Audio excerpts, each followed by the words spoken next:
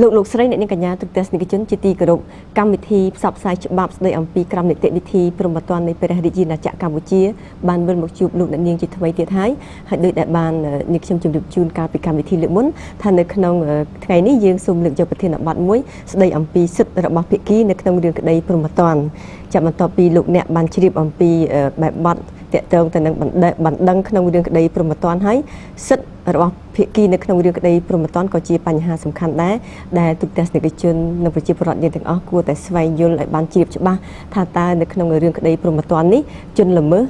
មានសិទ្ធិដូចម្ដេចហើយជនរងគ្រោះមានសិទ្ធិដូចម្ដេចនិង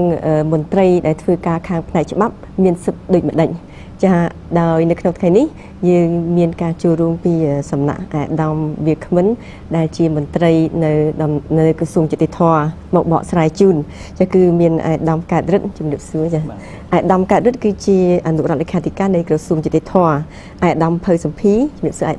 ដាមគឺជាអគ្គនាយកស្រាវជ្រាវនិងអភិវឌ្ឍលើវិស័យយុតិធម៌នៃក្រសួងយុតិធម៌និងអាដាមប៊ុនហុនជំរាបសួរចាអាដាមគឺជាអនុរដ្ឋលេខាធិការនៃក្រសួងយុតិធម៌ជាដំបូងនេះនាងខ្ញុំសូមជម្រាបសួរអាដាមកើតរិទ្ធចានៅក្នុងរឿងក្តីព្រហ្មទណ្ឌតើបុគ្គលណាខ្លះដែលជាភាគីចាបាទសូមជែកជូនថាក្នុងរឿងព្រហ្មទណ្ឌគឺខុសពីរឿងរដ្ឋវេនីដោយសាររឿងរដ្ឋវេនីជាទូទៅគេតែងឃើញភាគីមានតែពីរទេចាបាទដើមចោតនិងចុងចម្លើយប៉ុន្តែនៅក្នុងរឿងព្រហ្មទណ្ឌវិញគឺយើងឃើញថាភាគីក្នុងរឿងព្រហ្មទណ្ឌខុសពីរឿងរដ្ឋវេនីជាទូទៅគេសង្កេតឃើញថាភាគីក្នុងរឿងព្រហ្មទណ្ឌគឺមាន3ចាយើងហៅថាភាគីជនល្មើសក្នុងន័យជារួមសិនចាភាគីខាងជនរងគ្រោះហើយនិងភាគីអัยការចាភាគីខាងជនល្មើសឬនិងភាគីខាងជនរងគ្រោះយើងអាចហៅថាជាភាគីឯកជនឯភាគីមួយទៀតគឺអัยការនោះគឺជាអ្នកដែលតំណាងឲ្យសង្គមជាអ្នកដែលធានាការពារឲ្យទូទៅអញ្ចឹងគាត់គឺជាភាគីសង្គមចា៎អញ្ចឹងនៅក្នុងនេះគឺយើងបានបញ្ជាក់ជូនពីខាងកម្មវិធីលើកមុនថាភាគីនីមួយៗមានសិទ្ធិដូចម្ដេចប៉ុន្តែនេះគឺជាទូទៅយើងឃើញមាន3ប៉ុន្តែនៅក្នុងករណីខ្លះគឺភាគីហ្នឹងអត់មានដល់3ទេមានត្រឹម2ឧទាហរណ៍ជាបាត់ល្មើសតាក់ទងជាមួយគ្រឿងញៀនចោះចា៎អញ្ចឹងយើងអត់មានភាគីជនរងគ្រោះទេមានតែរឿងភាគីខាងជនល្មើសជាមួយនឹងអัยការជាមួយសង្គមតែម្ដងចឹងការចោតប្រកាន់ទៅគឺចាប់ផ្ដើមធ្វើទៅហើយក្នុងរឿងហ្នឹងអត់មានអ្នកណាទាមទារសំណងអីទេគឺយើងអនុវត្តច្បាប់យកតែម្ដងប៉ុន្តែជាទូទៅយើងសង្កេតឃើញមាន3បាទក្នុងនោះឧទាហរណ៍នៅពេលមានបទល្មើសមួយកើតឡើងជនម្នាក់គាត់ជាអ្នកបង្កឲ្យមានបទល្មើសគឺជាភាគីជនល្មើសអ្នកដែលទទួលរងគ្រោះអំពីអំពើគឺជាភាគីរងគ្រោះឯសង្គមអន្តរាគមន៍ដើម្បីធានាការពារសំណាប់របស់សាធារណៈគឺអัยការនេះឯងចា៎បាទចានៅក្នុងចំណោមភាគីទាំង3ដោយអាដាមមានប្រសាសន៍ចឹងគឺភាគីជនរងគ្រោះភាគីជនល្មើសនិងភាគីអัยការតែក្នុងចំណោមពួកគាត់មានសិទ្ធិអ្វីខ្លះទៅនៅក្នុងដំណើរការរឿងក្តីព្រហ្មទណ្ឌបាទមុននឹងចាប់ផ្ដើមបញ្ជាក់ជូនអំពីសិទ្ធិរបស់ភាគីពាក់ព័ន្ធនៅក្នុងរឿងក្តីព្រហ្មទណ្ឌនេះខ្ញុំសូមអនុញ្ញាតបញ្ជាក់ជូនលើចំណុចមួយគឺគុណភាពដើម្បីទទួលបានជាភាគីនៅពេលដែលយើងបញ្ជាក់អំពីភាគីជនល្មើសភាគីជនរងគ្រោះភាគីអัยការនេះគឺជាន័យក្នុងន័យរួមតាក់ទងរឿងក្តីព្រហ្មទណ្ឌប៉ុន្តែបើសិនជាយើងផ្ដោតថាសួរថាតើពេលណាដើម្បីគាត់អាចខ្លាយទៅជាភាគីអញ្ចឹងយើងអាចលើកយកចំណុចមួយមកធ្វើការពិចារណាទី1ដើម្បីខ្លាយខ្លួនទៅជាភាគីគេហៅថាជនរងគ្រោះគឺក្នុងករណីនេះដោយខ្ញុំដោយកម្មវិធីលើកមុនបានបញ្ជាក់ជូនគឺភាគីជនរងគ្រោះមានសិទ្ធិអាចដាក់ពាក្យប្តឹងនេះទៅតុលាការទៅដំបូងអាចដាក់ទៅនគរបាលធម៌បន្ទាប់មកទៅអัยការហើយទៅជាក្រុមស៊ើបសួរហើយទៅតុលាការប៉ុន្តែគាត់នឹងคลายខ្លួនទៅជាភាគីពិតប្រាកដមួយនៃរឿងក្តីព្រហ្មទណ្ឌនៅពេលដែលគាត់តាំងខ្លួនជាដើមបណ្ដឹងរដ្ឋវេនីបានន័យថាគាត់តាំងខ្លួនចេញមុខដើម្បីទាមទារសំណងហើយតាំងខ្លួនថាគាត់គឺជាជនរងគ្រោះអញ្ចឹងក្នុងករណីគាត់នឹងคลายខ្លួនទៅជាភាគីដ៏ពិតប្រាកដមួយនៅក្នុងសំណុំរឿងឯចំពោះភាគីខាងជនល្មើសវិញជាទូទៅយើងមានដំណាក់កាលច្រើននៅក្នុងដំណាក់កាលស៊ើបអង្កេតគេតែងហៅថាជនសង្ស័យចា៎អញ្ចឹងជនដែលមានតម្រុយប្រវត្តិភាពហើយដែលជាមុខសញ្ញារបស់សំណុំរឿងស៊ើបអង្កេតគាត់គឺជាភាគីក្នុងសំណុំរឿងស៊ើបអង្កេតគេអាចប្រើអន្តិវិធីបង្ខំមួយចំនួនដូចជាការឃាត់ខ្លួនទៅលើជននោះជាដើមប៉ុន្តែបើសិនជាចេញផុតពីដំណាក់កាលស៊ើបអង្កេតចូលដល់ដំណាក់កាលស៊ើបសួរវិញអញ្ចឹងនៅក្នុងករណីនេះគឺដើម្បីคลายខ្លួនទៅជាភាគីក្នុងសំណុំរឿងស៊ើបសួរលុះណាតែបុគ្គលនោះគឺជាបុគ្គលដែលមានចង្អុលបង្ហាញនៅក្នុងនៃការសន្និដ្ឋានជួនរឿងស៊ើបសួររបស់អัยការដែលកន្លែងនេះជននោះគឺឲ្យឈ្មោះថាជាជនត្រូវចោទឬបើប្រសិនបើគាត់មិនមានឈ្មោះ នៅក្នុងដីកាសន្និដ្ឋានជួននឹងស៊ើបសួររបស់អាយកាទេគឺគាត់ត្រូវបានចៅក្រមស៊ើបដាក់ឲ្យក្រមការពិនិត្យដោយអនុលោមតាមមាត្រា126និងមាត្រា143នៃក្រមនីតិវិធីព្រហ្មទណ្ឌអញ្ចឹងដើម្បីដឹងថាអ្នកណាជាភាគីខាងជនល្មើសនោះគឺយើងត្រូវពិនិត្យក្នុងសំរឿងថាអ្នកណាដែលមានឈ្មោះនៅក្នុងដីកាសន្និដ្ឋានជួននឹងស៊ើបសួររបស់អាយកាដែលគេហៅភាសាកាត់នៅតុលាការគេហៅ ARE នោះហើយអ្នកគឺហើយនឹងបុគ្គលដែលត្រូវបានចៅក្រមស៊ើបសួរសម្រាប់ដាក់នៅក្រមការពិនិត្យអញ្ចឹងបុគ្គលទាំងពីរប្រភេទនេះមានឈ្មោះថាគឺជាជនត្រូវចោទអញ្ចឹងជនត្រូវចោទគឺជាភាគីខាងជនល្មើសនៅក្នុងសំណុំស៊ើបសួរចា៎ដល់ពេលនៅក្នុងសំណុំរឿងជំនុំជម្រះវិញសំណុំរឿងព្រហ្មទណ្ឌដែលត្រូវបញ្ជូនដល់ដំណាក់កាលជំនុំជម្រះគឺជនម្នាក់នឹងคลายខ្លួនទៅជាភាគីនៃដំណាក់កាលជំនុំជម្រះនៃសំណុំរឿងជំនុំជម្រះនោះលុះត្រាតែបុគ្គលគឺជាកម្មវត្ថុនៃការបញ្ជូនទៅជំនុំជម្រះក្នុងនេះយើងមាននីតិវិធី3ដើម្បីបញ្ជូនទៅជំនុំជម្រះទី1គឺការបញ្ជូនតាមរយៈដីកាបញ្ជូនរឿងទៅជំនះរបស់ចៅក្រមស៊ើបឬសារដីកាបញ្ជូនជំនះរបស់សភាស៊ើបសួរទី2គឺជននោះត្រូវបានបញ្ជូនតាមដីកាកោះហៅបញ្ជូនទៅជំនះផ្ទាល់របស់អាយកាទី3គឺជននោះត្រូវបានបញ្ជូនទៅជំនះតាមរយៈកំណត់ហេតុស្អីពីការបង្ហាញភ្លាមនៅក្នុងនីតិវិធីទាំងអស់នេះគឺជននោះមានឈ្មោះថាជាជនជាប់ចោទអញ្ចឹងបើសិនជាយើងពិនិត្យក្នុងសំណុំរឿងជំនះអ្នកដែលមានឈ្មោះជនជាប់ចោទគឺជាភាគីនៅក្នុងសំណុំរឿងនោះឯងអាយកាយើងអាចដឹងបានដោយសារអាយកាគឺជាភាគីដែលភាគច្រើនគេហៅថាគឺជាគូក្រីដើមក្នុងរឿងព្រហ្មទណ្ឌអញ្ចឹងជាទូទៅគាត់នឹងคล้ายទៅជាភាគីមួយក្នុងសំណុំរឿងព្រហ្មទណ្ឌនៅពេលដែលគាត់សម្រេចធ្វើការចោទប្រកាន់តាមរយៈបណ្ដឹងអាជ្ញាអាចបញ្ជូនទៅយុត្តាធិការស៊ើបសួរឬមួយក៏យុត្តាធិការជំនុំជម្រះប៉ុន្តែនៅក្នុងដំណាក់កាលស៊ើបអង្កេតយើងអាចចាត់ទុកថាជាភាគីមួយប៉ុន្តែធៀបពិតគាត់មិនមែនជាភាគីពិតប្រាកដមួយក្នុងនេះព្រោះថាគាត់គឺជាអ្នកដឹកនាំនិងសម្របសម្រួលអញ្ចឹងនៅពេលដែលគាត់សម្រេចហើយទើបគាត់คล้ายខ្លួនទៅជាភាគីមួយនៃសំណុំរឿងស៊ើបសួរក៏ដូចជាសំណុំរឿងជំនុំជម្រះអញ្ចឹងនៅក្នុងដំណាក់កាលស៊ើបអង្កេតគឺគាត់ប្រើសិទ្ធិអំណាចរបស់គាត់ក្នុងនាមសង្គមដើម្បីធ្វើការស៊ើបអង្កេតដឹកនាំសម្របសម្រួលប្រតិបត្តិការរបស់មន្ត្រីនគរបាលយុត្តិធម៌ដើម្បីកសាងសំណុំរឿងបញ្ជូនទៅតុលាការទៅចៅក្រមស៊ើបឬមួយក៏ទៅតុលាការជំនុំជម្រះនេះគឺដើម្បីទទួលបាននៅគុណសម្បត្តិជាភាគីក្នុងរឿងព្រហ្មទណ្ឌមួយចំពោះសំណួរតាក់ទងថាតើបុគ្គលនោះមានសិទ្ធិអ្វីខ្លះតាក់ទងសិទ្ធិនេះគឺជាបញ្ហាធំនៅក្នុងក្រមនីតិវិធីព្រហ្មទណ្ឌដោយសារក្រមត្រូវសម្របសម្រួលពីសិទ្ធិដែលពាក់ព័ន្ធទាំងអស់នៅក្នុងរឿងដើម្បីធានាបាននូវការបង្ហាញការពិតអញ្ចឹងសិទ្ធិនេះគឺវាប្រែប្រួលទៅតាមទី1ដំណាក់កាលចា៎អាចប្រែប្រួលនៅក្នុងដំណាក់កាលស៊ើបអង្កេតគឺមានសិទ្ធិផ្សេងដំណាក់កាលស៊ើបសួរសិទ្ធិមួយផ្សេងដំណាក់កាលជំនះសិទ្ធិមួយផ្សេងសិទ្ធិហ្នឹងគឺអត់ដូចគ្នាទេគឺវាមានការប្រែប្រួលទៅតាមដំណាក់កាលនីតិវិធីទី2គឺប្រែប្រួលទៅតាមអ្វីគឺតាមគុណភាពរបស់គាត់ថាតើគាត់គឺជាភាគីខាងជនល្មើសភាគីខាងជនរងគ្រោះឬមួយក៏ភាគីខាងអាយកាប៉ុន្តែដើម្បីជាការយល់ដឹងជាបឋមខ្ញុំសូមបញ្ជាក់ជូនអំពីសិទ្ធិជារួមសិនតាក់ទងជាមួយនឹងភាគីខាងជនល្មើសសិទ្ធិរួមសំខាន់ជាងគេរបស់គាត់គឺសិទ្ធិក្នុងការការពារខ្លួនហើយសិទ្ធិនេះស្នូលឬជាក្លឹមនៃសិទ្ធិនេះគឺការទទួលបានជំនួយមេធាវីដើម្បីការពារខ្លួនទន្ទឹមនឹងហ្នឹងក៏យើងឃើញមានសិទ្ធិដទៃផ្សេងទៀតគឺសិទ្ធិទទួលបាននៅការសន្មត់ទុកជាមុនថាគ្មានទោសដរាបណាគ្មានសាលក្រមឬសារដីកាសម្រេចផ្តន្ទាទោសជាស្ថាពរបានន័យថាជាសិទ្ធិមួយដែលក្នុងនោះអង្គពាក់ព័ន្ធជាពិសេសនៅតុលាការត្រូវគិតថាគាត់គឺជាបុគ្គលដែលគ្មានទោសសិនបាទហ្នឹងក៏ជាសិទ្ធិមួយដ៏សំខាន់មួយផងដែរនេះសិទ្ធិទាំងអស់នេះយើងនឹងបញ្ជាក់ជូននៅពេលបន្តិចទៀតនៅតាមដំណាក់កាលនីមួយៗចំពោះសិទ្ធិរបស់ភាគីជនរងគ្រោះគឺយើងអាចយល់ដឹងថាជាសិទ្ធិក្នុងការចូលរួមទាមទារទី1ឲ្យមានការផ្តន្ទាទោសទី2គឺសិទ្ធិដើម្បីទាមទារសំណងចា៎អញ្ចឹងក្នុងនេះគាត់មានប្រយោជន៍នៅពេលដែលគាត់ដាក់ពាក្យប្តឹងណា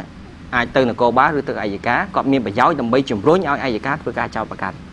តាមរយៈនេះមិនត្រឹមតែគាត់អាចជំរុញមានការផ្តន្ទាទោសទេគាត់ក៏អាចទាមទារសំណងចេញមកពីបទល្មើសនោះផងដែរចំពោះអัยការដោយបានបញ្ជាក់ជូនក្នុងកម្មវិធីលើកមុនហើយជាបេសកកម្មចម្បងរបស់អัយការគឺជាទូទៅសិទ្ធិនិងអំណាចទាំងអស់ប្រគល់ឲ្យអัយការដើម្បីគាត់អាចចាត់ការក្នុងនាមគាត់គឺជាតំណាងឲ្យសង្គមប្រយោជន៍សាធារណៈធ្វើការទាមទារឲ្យមានការអនុវត្តច្បាប់ដើម្បីផ្តន្ទាទោសជនល្មើសអញ្ចឹងសិទ្ធិមួយចំនួនជាប់ជាមួយនឹងគោលមួយនេះឯងបាទនៅក្នុងដំណាក់កាលនៃការស៊ើបអង្កេតហ្នឹងគឺយើងផ្ដោតទៅលើភាគីពីរទេគឺជនល្មើសនិងជនរងគ្រោះចានៅក្នុងដំណាក់កាលនេះតើជនល្មើសនិងជនរងគ្រោះមានសិទ្ធិអ្វីខ្លះដែរទេចំពោះភាគីឯកជនគឺសំដៅទៅដល់ភាគីខាងជនល្មើសបាននៃជនជាប់សង្ស័យហើយនិងភាគីខាងជនរងគ្រោះយើងអាចលើកយកភាគីជនរងគ្រោះដើម្បីពិនិត្យជាដំបូងភាគីជនរងគ្រោះនិយាយជារួមដូចខ្ញុំបញ្ជាក់ជូនពីខាងដើម cứ chỉ việc kỳ muối đại kia là tua score sứt không niệm quạt cứ chỉ trường đồng cướp làm bay đặc biệt đăng tim tiêm xem chẳng cô đào bạc quát sứt quát cứ chọc chỉ muối năng cô đào ngoài thì muối cứ tiêm tía ở miền ca bắt tiếp tục chẳng lại ní cứ quạt chùm rối ta mà dạ ai vậy cá để chi mà cha này mình đang ở nhá trong ca sầm rạch ông pi ca chào bạc cán chùm rối những pi ca chào bạc cán thì pi sứt muối tiết cứ sứt làm bay tiêm tia sầm nòng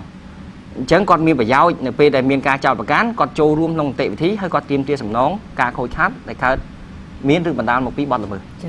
អញ្ចឹងនៅក្នុងករណីនេះបើយើងនិយាយអំពីសិទ្ធិពាក់ព័ន្ធនេះយើងអាចលើកជាឧទាហរណ៍មួយឧទាហរណ៍ថានៅពេលដែលគាត់ដាក់ពាក្យប្តឹងឧទាហរណ៍ពាក្យប្តឹងនេះមកដល់អัยការអញ្ចឹងគាត់ត្រូវទទួលបានពីអัยការនឹងការឆ្លើយតបមួយជាទូទៅប្រសិនបើអัยការមិនឆ្លើយតបឬមួយក៏អัยការមិនធ្វើការចោទប្រកាន់ដោយសារគាត់តម្កល់រឿងទុកអចិត្តការអញ្ចឹងភាគីជនរងគ្រោះហ្នឹងគាត់អាចប្រើសិទ្ធិរបស់គាត់តាមក្រមនីតិព្រំប្រទានគឺប្តឹងតវ៉ាចំពោះចំណាត់ការឬការមិនឆ្លើយតបរបស់អัยការចំពោះពាក្យបណ្ដឹងរបស់គាត់ប៉ុន្តែជាទូទៅចំពោះការឆ្លើយតបការមិនឆ្លើយតបចំពោះពាក្យបណ្ដឹងរបស់គាត់នេះគួរធ្វើការពិនិត្យក្នុងស្ថានភាពមួយប្រយ័ត្នប្រយែងបំផុតជួនកាលដាក់ពាក្យបណ្ដឹងទៅជាទូទៅតាមក្រមនីតិព្រំប្រទានក្នុងរយៈពេលត្រឹម2ខែអីគឺគាត់មានសិទ្ធិដែរបើសិនជាគេអត់ឆ្លើយគាត់មានសិទ្ធិប្តឹងអីយ៉ាងប៉ុន្តែពេលខ្លះក្នុងសំណុំរឿងមួយដើម្បីកសាងសំណុំរឿងមួយគឺទាមទារពេលវេលាច្រើនអัยការនឹងមិនសម្រេចអំពីការចោទប្រកាន់អំពីរឿងណាមួយទេប្រសិនបើគាត់គ្មានមូលដ្ឋានគ្រប់គ្រាន់អញ្ចឹងដើម្បីទទួលបានមូលដ្ឋានគ្រប់គ្រាន់គាត់ត្រូវធ្វើការស្រាវជ្រាវឬចាត់ឲ្យមានការស៊ើបអង្កេតបឋមសិនឬស៊ើបអង្កេតផ្សេងៗដែលចាំបាច់ដើម្បីរកមូលដ្ឋានថាមានបទល្មើសដែរទេហើយទើបគាត់ចាត់ការបន្តទៅទៀតនេះគឺតកតងជាមួយនឹងសិទ្ធិដ៏សំខាន់មួយរបស់ភាគីជនរងគ្រោះនៅក្នុងដំណាក់កាលស៊ើបអង្កេតចំពោះជនជាប់សង្ស័យវិញជាទូទៅយើងអាចពិនិត្យស្ថានភាពពីរស្ថានភាពមួយគឺជនជាប់សង្ស័យដែលគាត់មានខ្លួនថាជាជនជាប់សង្ស័យបានន័យថាករណីនេះគឺយើងអាចនិយាយអំពីសិទ្ធិបានប៉ុន្តែករណីមួយទៀតគឺបានន័យថា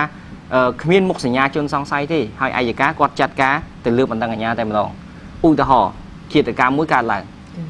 យើងដឹងច្បាស់ថាសាកសពដែលយើងរកឃើញនោះគឺជនរងគ្រោះបានស្លាប់ដោយសារអំពើឃាតកម្មមិនមែនករណីស្លាប់ដោយសារធម្មជាតិមិនមែនស្លាប់ដោយសារការធ្វើអត្តឃាតទេអញ្ចឹងនៅពេលដែលមានតម្រុយអំពីបទល្មើសមានមូលដ្ឋានអញ្ចឹងអัยការគាត់អាចធ្វើជំរើសមួយគឺចោទប្រកាន់តាមរយៈដីកាសន្និដ្ឋានជំនុំស៊ើបសួរអញ្ចឹងករណីនេះអាចជននោះអត់ស្គាល់មុខទេជនជាប់សង្ស័យយើងអត់ស្គាល់មុខទេអញ្ចឹងនៅក្នុងករណីនេះគឺដីកាសន្និដ្ឋានបញ្ជូនរឿងស៊ើបសួររបស់គាត់គឺចោទប្រកាន់ចំពោះជនមិនស្គាល់មុខដែលភាសាច្បាប់ហៅថាចោទប្រកាន់ចំពោះអាជ្ញាជនអញ្ចឹងអាជ្ញាជនគឺជនដែលគេមិនស្គាល់អត្តសញ្ញាណ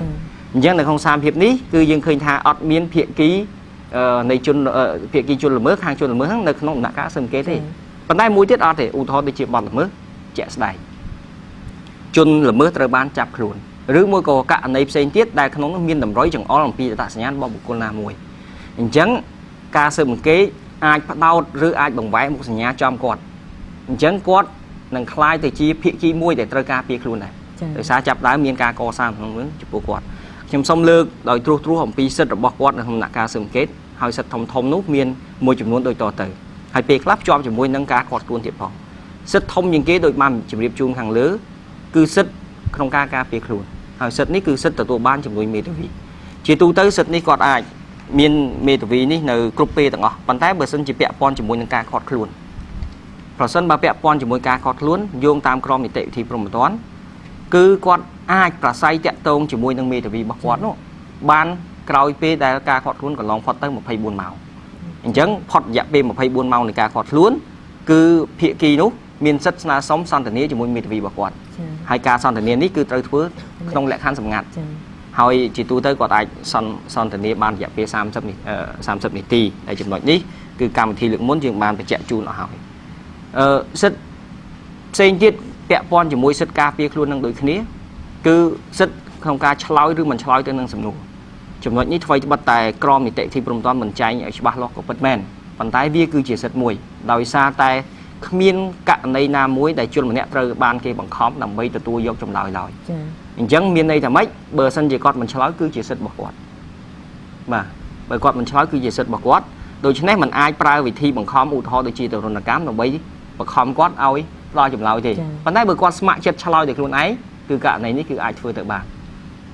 ហើយសិទ្ធិដូចគ្នាដែរក្នុងដំណាក់កាលស៊ើបអង្កេតគឺសិទ្ធិទទួលបាននៅការសន្មត់ទុកជាមុនថាគ្មានទោសដោយសារគាត់ មិនទាន់មានសេចក្តីសម្រេចរបស់តុលាការណាមួយដែលសម្រេចបន្តទោសនៅចំពោះគាត់ឡើយអញ្ចឹងគាត់គឺជាជនសង្ស័យដូច្នេះជនសង្ស័យត្រូវចាត់ទុកគាត់ថាគឺជាជនគ្មានទោសសិនទើបយើងអាចដំណើរការប្រកបដោយតុល្យភាពនៃសិទ្ធិអញ្ចឹងយើងចាត់ទុកថាគាត់គឺជាបុគ្គលដែលគ្មានទោសហើយតាមរយៈនេះក៏មានការពាក់ព័ន្ធមួយចំនួនតាក់ទងគោលការណ៍នៃការសម្ងាត់នៃការស៊ើបអង្កេតការស៊ើបសួរជាដើមនោះដែលគេថាត្រូវរក្សាការសម្ងាត់ដោយសារតែគោលការណ៍នេះឯងដែលគេថាមិនត្រូវបញ្ចេញមុខសញ្ញាថាជននឹងគឺជាអ្នកប្រព្រឹត្តបទល្មើសជាដើមឡាក់ហ្នឹងដោយសារយើងមិនទាន់មានសេចក្តីសម្រេចស្ថាពរតែសម្រេចដល់ទោសអញ្ចឹងបើយើងបង្ហាញបញ្ជាក់ថាជននឹងគឺជាអ្នកប្រព្រឹត្តបទល្មើសស្រាប់តែដំណើរការអន្តរជាតិស្វែងរកការពិតមានផុសតាមផ្សេងបញ្ជាក់ថាគាត់មិនមែនប្រព្រឹត្តបទល្មើសនោះវាប៉ះពាល់ដល់សិទ្ធិរបស់គាត់បាទអាហ្នឹងគឺសិទ្ធិពាក់ព័ន្ធជាមួយនឹងបញ្ហាហ្នឹងបើសិនជាក្នុងក្របខ័ណ្ឌនៃការឃាត់ខ្លួនយើងឃើញមានសិទ្ធិមួយទៀតគឺសិទ្ធិទទួលបានជំនួយពីគ្រូពេទ្យអញ្ចឹងគាត់អាចសុំឲ្យគ្រូពេទ្យចូលទៅពិនិត្យសុខភាពរបស់គាត់ថាតើគាត់អាចទទួលនៅស្ថានភាពនៃការឃាត់ខ្លួនបានដែរទេប៉ុន្តែជារួមតកតងមួយសិទ្ធិរបស់ខាងជនរងគ្រោះជនល្មើសនេះគឺជនជាប់សង្ស័យនេះគឺយើងផ្ដោតជាសំខាន់ទៅលើសិទ្ធិពីរហ្នឹងគឺសិទ្ធិក្នុងការការពារខ្លួនដែលស្នូលនៃសិទ្ធិនេះឬខ្លឹមនៃសិទ្ធិនេះគឺសិទ្ធិទទួលបានជំនួយមេធាវីនេះឯងសូមអរគុណចាសសូមអរគុណបន្ទាប់ពីដំណាក់កាលស៊ើបអង្កេតយើងចូលដល់ដំណាក់កាលស៊ើបសួរវិញម្ដងនេះខ្ញុំសូមជម្រាបសួរអាដាមភៅសម្ភារថានៅក្នុងដំណាក់កាលស៊ើបសួរនេះមានយើងឃើញថាបើតាមប្រសាសន៍របស់អាដាមកើតគឺមានភាគីដល់ទៅ3ចាពាក់ព័ន្ធគឺភាគីជនរងគ្រោះភាគីជនល្មើសនិងភាគីអัยការនាងខ្ញុំសូមជម្រាបសួរអាដាមថានៅក្នុងដំណាក់កាលនេះចំពោះភាគីជនរងគ្រោះតើគាត់មានសិទ្ធិអ្វីខ្លះទៅតាមបញ្ញត្តិនៃក្រមនីតិវិធីព្រហ្មទណ្ឌដំណាក់កាលស៊ើបសួរគឺត្រូវបានបើកដោយដីកាសន្តានបញ្ជូនរឿងស៊ើបសួររបស់អัยការដូច្នេះនៅក្នុងដំណាក់កាលស៊ើបសួរនេះបើយើងគិតអំពីចំណាត់ការជំរឿននៃការចោទប្រកាន់នេះគឺអัยការចោទប្រកាន់តាមរយៈការបើកការស៊ើបសួរបាទដូច្នេះនៅពេលចាប់ពីមានដីកាសន្តានបញ្ជូនរឿងស៊ើបសួរនេះសំណុំរឿងត្រូវផុតពីអัយការមិនមែនជាហើយថាជាអ្នកដឹកនាំសម្រាប់រំលការងារស៊ើបអង្កេតទៀតទេពេលហ្នឹងគាត់ប្រែคล้ายខ្លួនគាត់ទៅជាភាគីនៅក្នុងរឿងក្តីព្រហ្មទណ្ឌហើយដែលយើងហៅជាទូទៅថាគូក្តីដើមនៅក្នុងរឿងក្តីព្រហ្មទណ្ឌហើយនៅក្នុងដំណាក់កាលស៊ើបសួរនេះយើងសង្កេតឃើញថាមានភាគីសំខាន់3គឺជនរងគ្រោះភាគីជនរងគ្រោះភាគីបាទជនល្មើសដែលក្នុងពេលនេះជនសង្ស័យនៅក្នុងដំណាក់កាលស៊ើបអង្កេតដោយអាដាមកើតរិទ្ធបានបញ្ជាក់មិញកាលណាមានដីកាសន្តានបញ្ជូនរឿងស៊ើបសួរជនដែលមានឈ្មោះនៅក្នុងហ្នឹងគឺលែងហៅថាជនសង្ស័យហើយត្រូវបានហៅថាជនត្រូវចោទតែម្ដងភាគីជនត្រូវចោទហើយភាគីមួយទៀតគឺភាគីដើមបណ្ដឹងរដ្ឋវិន័យដែលជាជនរងគ្រោះផ្ទាល់ឬតំណាងរបស់គាត់តាក់ទងជាមួយនឹងសិទ្ធិរបស់ជនភាគីរងគ្រោះនេះគឺដោយអាដាមកើតរិទ្ធបានបញ្ជាក់ហើយគឺនៅក្នុងនាមជាអ្នកជនរងគ្រោះផ្ទាល់ដោយសារអំពើល្មើសគាត់មានសិទ្ធិទទួលនៅសំណងនិងជំងឺចិត្តដែលជាភេទកម្មកើតឡើងដោយបទល្មើសដូច្នេះដើម្បីគោលបំណងដោយយើងបានបញ្ជាក់នៅក្នុងធានបទមុនអំពីគោលបំណងនៃបណ្ដឹងរដ្ឋវិន័យដើម្បីធ្វើយ៉ាងណាឲ្យជនរងគ្រោះទទួលបាននៅសំណងជំងឺចិត្តដូច្នេះដើម្បីជំរុញដល់គោលបំណងឲ្យគាត់បានសម្រេចនេះគាត់មានសិទ្ធិចូលរួមយ៉ាងសកម្មនៅក្នុងនីតិវិធីព្រហ្មទណ្ឌជាពិសេសដំណាក់កាលស៊ើបសួរធ្វើយ៉ាងណាឲ្យអាជ្ញាធរស៊ើបសួរក៏ដូចជាអាជ្ញាធរនំរះធ្វើការចោទប្រកាន់និងផ្ដន្ទាទោសជនល្មើសទៅតាមច្បាប់ដើម្បីពេលនោះគាត់ទទួលបាននៅសំណងនិងជំងឺចិត្តរបស់គាត់ដូច្នេះក្នុងក្របខ័ណ្ឌដើម្បីអនុវត្តឲ្យបានសម្រេចនៅបំណងរដ្ឋវិន័យគឺជាទទួលនៅសំណងជំងឺចិត្តនេះគាត់មាន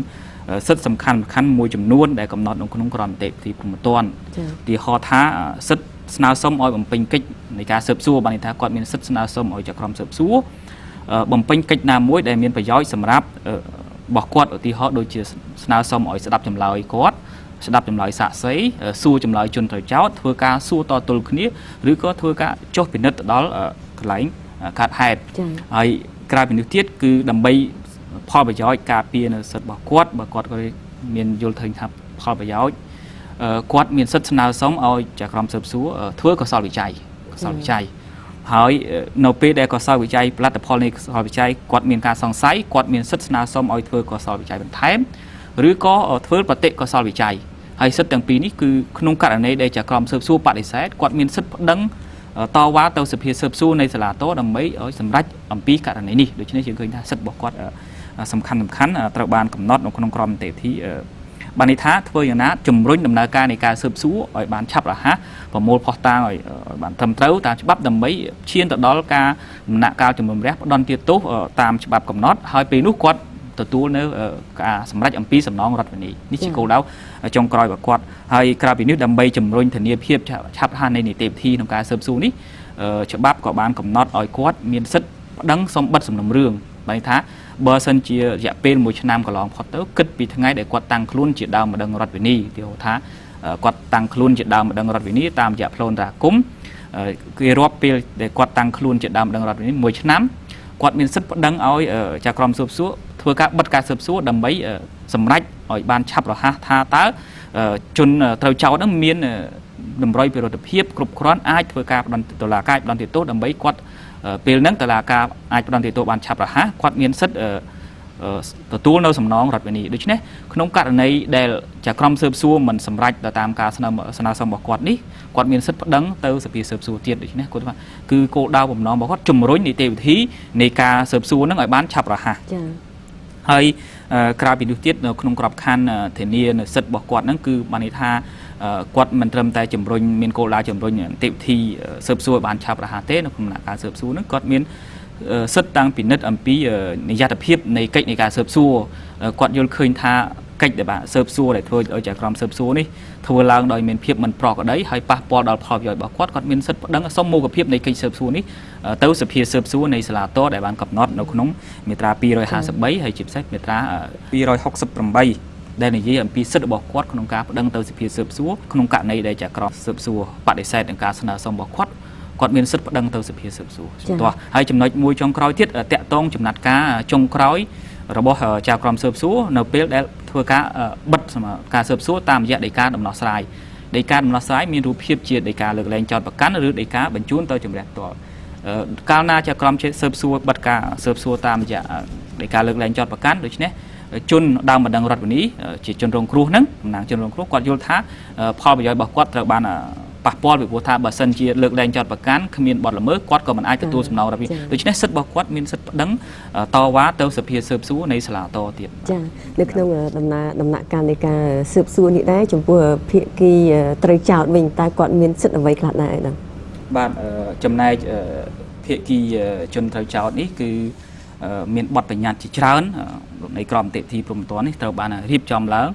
ក្នុងគោលដៅទី1ធានានៅគោលការណ៍ជាមូលដ្ឋានសិទ្ធិនៃការការពារខ្លួនរបស់ជនត្រូវចោទដែលបានកំណត់នៅក្នុងរដ្ឋធម្មនុញ្ញនៃប្រជាណាចក្រកម្ពុជាយើងហើយក្រមនីតិវិធីព្រហ្មទណ្ឌបានបញ្ញត្តិដើម្បីអនុវត្តនៅគោលការណ៍នេះហើយនឹងគិតគូរផងដែរអំពីគេហៅថាតុល្យភាពនៃការបង្ក្រាបនិងការធានានូវសិទ្ធិរបស់បុគ្គលពាក់ព័ន្ធក្រមនីតិវិធីព្រហ្មទណ្ឌត្រូវបានរៀបចំឡើងដើម្បីធានាប្រសិទ្ធភាពស្វែងរកការពិតនិងបង្ក្រាបបទល្មើសប៉ុន្តែក៏គិតគូរផងដែរអំពីបុគ្គលដែលពាក់ព័ន្ធជាពិសេសជនត្រូវចោទតែម្ដងដែលគាត់អាចនឹងត្រូវទទួលវិធានការបង្ខំដោយចក្រមស៊ើបសួរនៅក្នុងដំណាក់កាលស៊ើបសួរដូច្នេះសិទ្ធិចម្បងរបស់គាត់គឺសិទ្ធិទទួលជំនួយមេធាវីហើយថាសិទ្ធិទទួលជំនួយមេធាវីនេះគឺនៅពេលដែលមានដីកាសន្តានជំរឿស៊ើបសួរហើយចក្រមស៊ើបសួរបង្ហាញកោះឲ្យគាត់បង្ហាញខ្លួនជាដំបូងនៅមុខចក្រមស៊ើបសួរពេលហ្នឹងគាត់មានសិទ្ធិមិនឆ្លើយហើយថាគាត់មានសិទ្ធិអមដោយមេធាវីក្នុងករណីដែលគាត់ពុំមានមេធាវីអមគាត់អាចស្នើសុំឲ្យមានមេធាវីឬចក្រមហើយក្នុងករណីគាត់ពុំមានលទ្ធភាពជួលមេធាវីដែលឥតគិតថ្លៃនឹងត្រូវបានចាត់តាំងតាមច្បាប់ស្តីពីលក្ខខណ្ឌគណៈមេធាវីមានមេធាវីហើយតាក់ទងជាមួយការបង្ហាញខ្លួនលើកដំបូងហើយតំណែងតំណងរវាងក្នុងករណីដែលគាត់ត្រូវជាប់ឃុំគាត់អាចតាក់ទងដោយសេរីជាមួយនឹងមេធាវីរបស់គាត់ចំណុចមួយទៀតតាក់ទងជាមួយនឹងគាត់បានទទួលនៅ